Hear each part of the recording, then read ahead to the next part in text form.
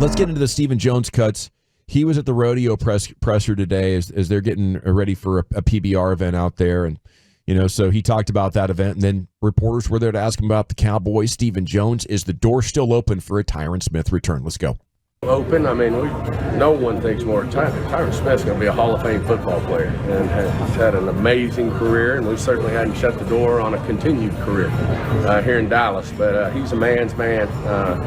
He's one of the great left tackles to ever play the game. And no one's, feels better about Tyron Smith than this organization, whether it be Jerry, whether it be myself, the coaching staff, Will McClay. I have nothing but big-time thoughts about Tyron and what he's all about.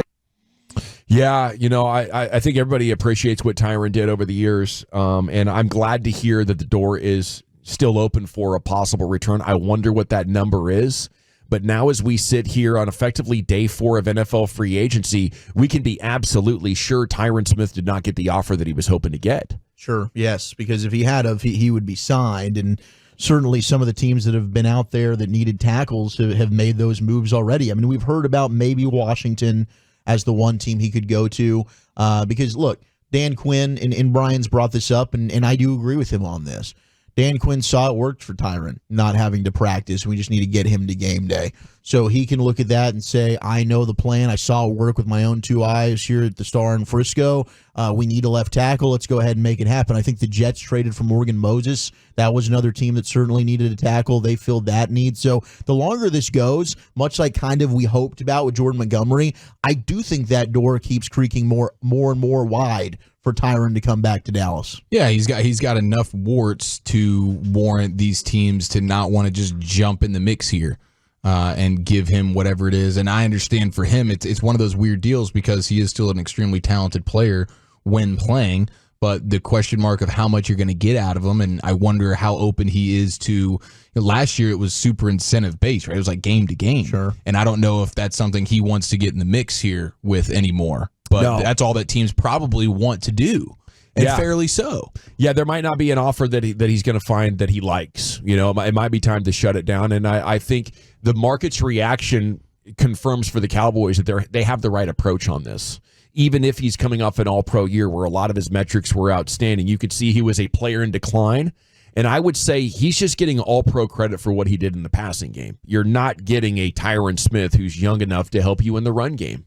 And obviously, the scouts around the league turned on the film and confirmed that. We're not paying for a high-level tackle at this point. We're paying for a guy who dominates in covering the blind side and is old and is, could potentially be injured in any practice.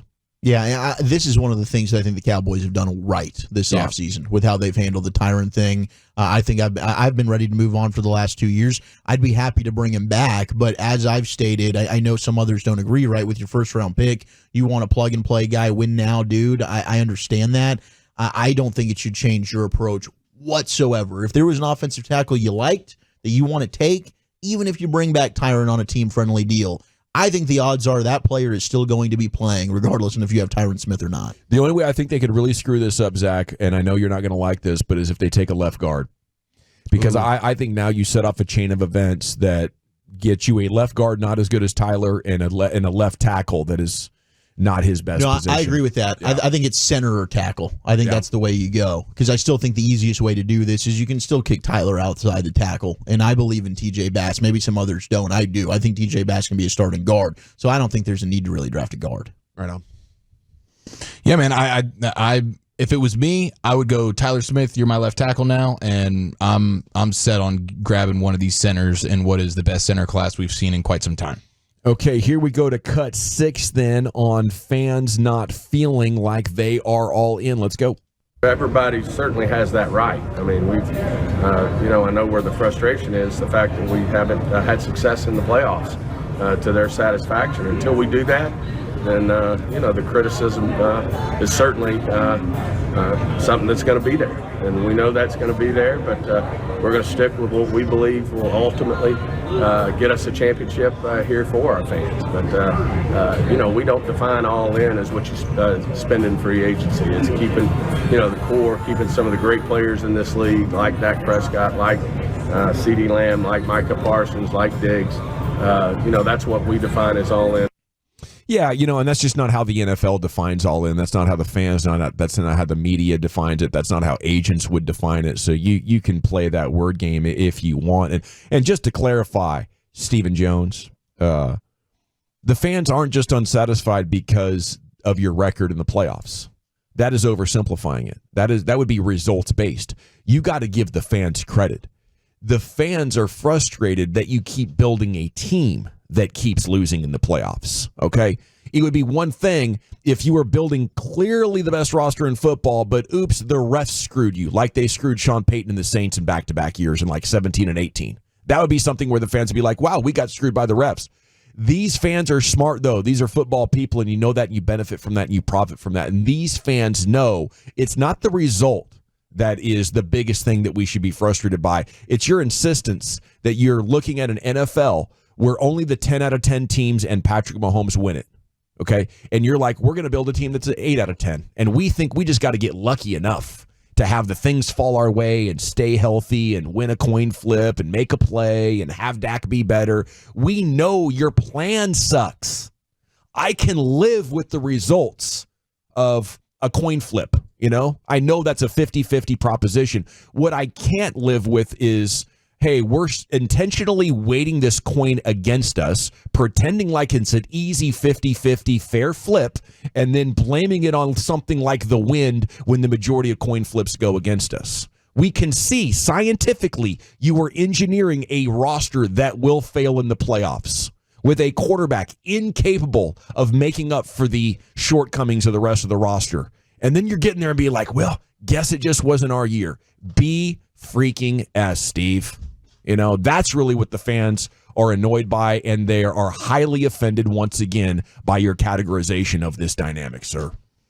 Yes, dude. Their process, everybody knows, is flawed at this point. They've been doing it for long enough to where we all understand what their process is, and that is making your playoff losses inevitable. Yeah. But also saying their playoff losses and how they have not satisfied the fans in the playoffs is the fan standard or whatever it was that he said there, like Hagee pointed out earlier. It's like that should be everyone's standard. It shouldn't be just the fans. It should be from inside the standard. You should feel like you've been completely crapping the bed in the playoffs as well, and you should be bothered by that. Yeah, and I will say that there was a moment where he did specify, like, the family, like, we're frustrated, Jerry's frustrated, I'm frustrated. So he did kind of highlight that, but I agree with you. I mean, it's just we say the same thing, it feels like, every offseason with how they operate here. And he talks about, there's a lot of money that gets thrown around, and, free agency isn't just about the first week. He views it all the way even into the season.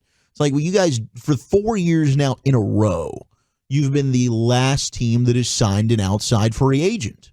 That has not gotten you anywhere. So you'd think eventually you would change something. I'm all for building the core of your team, drafting and developing. I like that model.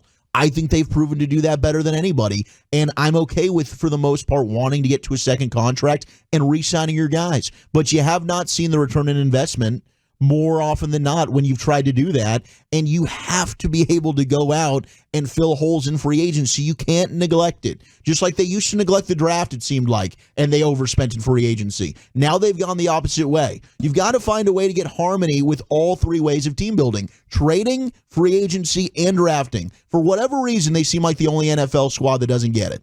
They did get Jordan Lewis today, Eric Kendricks last night. They have done a little bit of a shopping so far in free agency. I believe that is 3 players signed. But yes, frustration is at an all-time high. I think the best thing about this right now is Stephen Jones is so tone deaf that he's going to do his playbook, and then we're going to arrive in next year. They're not going to be as good as they were last year. Expectations are still high. And I think he, might be in for a rude awakening, especially because at the same time, Dad is losing his ability to sell the fan base and whip them into a frenzy and excitement, right? Jerry's lost his credibility. Steven's running a playbook that's 15 years old. And really what we need as a fan base is a season that goes so horribly bad that it rocks them out of this comfort zone they're in and makes them seriously reevaluate all of their team building. And we need rock bottom. But I tell you what, Steve is in for a rude awakening, because now he's got to go through this really horrible, boring MO that he has without dad saving his ass. Like, Steve has had it on easy mode. You can be the most boring GM. Fans are still going to buy into the team because of what dad does. Every time dad opens his mouth on the NFL Network or 105 through the Fan or wherever he is, he gets people excited about the potential this team can win a Super Bowl. And that is a huge component of the hope. The words from Jerry Jones. But the words of Jerry Jones now ring more hollow than ever. And I do believe that is what is laying off in the not too distant future, and actually gives Cowboys fans that want Super Bowl some hope, is that they will have to pivot. And in order to be the most popular team still, I think they're going to have to go prove it on the football field. And maybe that's the catalyst we need.